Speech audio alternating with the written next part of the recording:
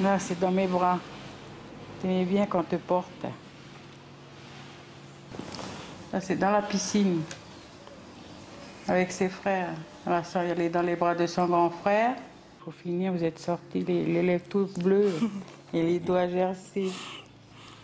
De ses premiers pas, aux vacances à Marais, d'où la famille est originaire, les 28 années d'Evelyne sont immortalisées sur ses photos. Voilà, ça c'est la petite famille. Et l'instant où je l'ai eu dans mes bras, il n'y a jamais eu de différence entre elle et ses frères.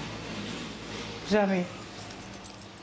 Vous aviez envie d'avoir une fille, justement? Oui, parce que j'ai eu que 2 garçons. En fait. Et puis avec son arrivée, j'ai été comblée. À l'évocation de ce souvenir, Micheline a du mal à cacher son émotion. Evelyne n'est pas sa fille biologique, mais la fille de sa belle-sœur, la sœur de son mari. À 2 semaines, ils l'ont adoptée selon les règles coutumières kanak. Elle, dès le départ, on l'a essayé de la faire comprendre qui sont ses vrais parents. Pour ne pas que plus tard, elle va se poser des questions. Oui, voilà. En fait, depuis tout bébé, ils m'ont toujours dit que j'ai été adoptée. Enfin, pour moi, ce sont mes parents. Parce que quand je suis pas bien, ils ont toujours été là pour moi, mes frères aussi. Enfin, voilà, pour moi, c'est mon père, c'est ma mère. Dans la culture kanak, l'adoption est fréquente. Elle permet de donner un enfant au chef de tribu qui n'a pas de descendance. Autre situation, lorsqu'une femme quitte son clan pour celui de son mari, elle peut, en compensation de son départ, donner un enfant à l'un de ses frères. Dans la famille d'Evelyne, c'est ce qui s'est passé. Sa mère biologique l'a confiée au nom de la coutume. Bien sûr, elle a souffert de cette séparation, mais elle a trouvé ailleurs la force de surmonter cette épreuve. Ça a été vraiment un don, ça a été un geste d'amour quand même. Je pense, moi je dis, je parle pour moi, que si elle n'avait pas la foi aussi, mais je pense que dans son cœur, elle n'aurait pas eu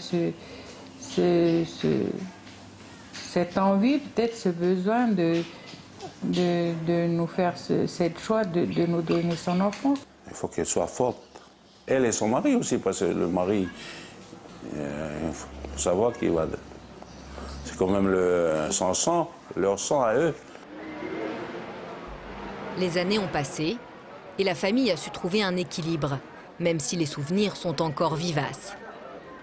Parents biologiques et parents adoptifs se retrouvent aujourd'hui autour d'Evelyne à l'occasion d'une vente d'avocats de Marais, leur île. La jeune fille n'est pas mal à l'aise face à cette situation. Ce sont mes parents biologiques et en grandissant, je n'oublie pas que si je suis au monde, c'est grâce à les deux. Ce sont mes parents, j'ai mes parents biologiques et mes parents adoptifs. Et les 4, c'est pareil pour moi. Ses parents biologiques évoquent à leur tour ce choix délicat de donner Evelyne, aussi appelée Serra en kanak. J'ai donné Serra à mon beau-frère pour remercier à ma femme parce qu'elle m'a donné beaucoup d'enfants. Mais au début, c'était un peu... Pour moi, c'était bien, mais pour elle, c'est un peu difficile. J'ai prié, comme ça... En fait, ce qu'elle veut dire, c'est qu'à ce moment-là, elle a beaucoup prié pour que le Seigneur lui donne sa force à elle. Et le courage surtout pour me donner... Donner, recevoir, c'est donc tout le sens de l'adoption dans la société kanak. Elle peut surprendre, car renoncer à un enfant semble difficile. L'histoire de cette famille montre que la clé réside dans beaucoup d'amour et de respect, des valeurs aussi bien issues de leur culture coutumière que de leur culture chrétienne.